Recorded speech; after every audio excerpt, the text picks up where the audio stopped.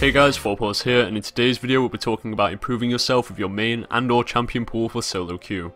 With Season 5 quickly approaching, I expect most of you will be aiming to climb the ranked ladder, and hopefully this video can be super helpful with you achieving your goals. As we all know, solo queue works in a draft format. This means that apart from blue team's first pick, every other champion pick is not done blindly. Throughout all divisions there's a ton of reactionary picks that take place and hope to counter an opponent's pick.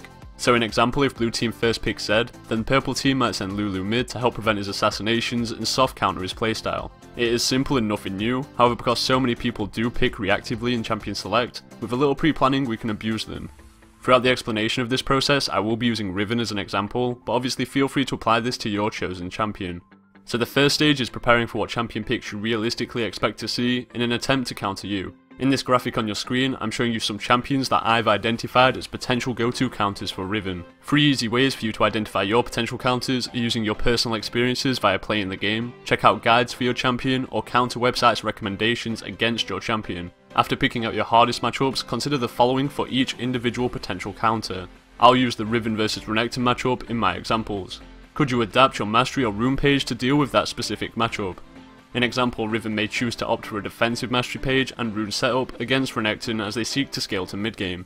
I have seen Riven mains successfully cruise through the lane phase taking armor quints on 9-21-0 masteries so that they don't get bullied too much in the lane phase.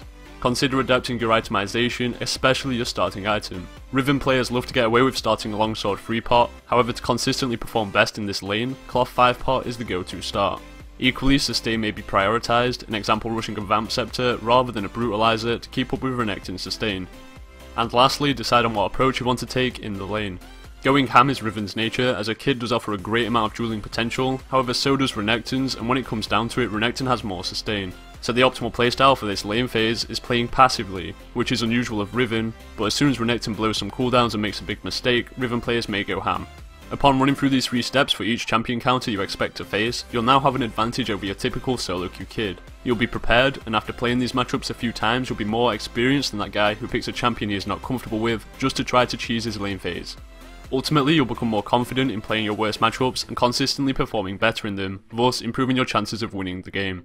As always, if you enjoyed this video or found it helpful, please feel free to leave a like down below and consider subscribing for future content. Thanks for watching, and until next time, take care guys.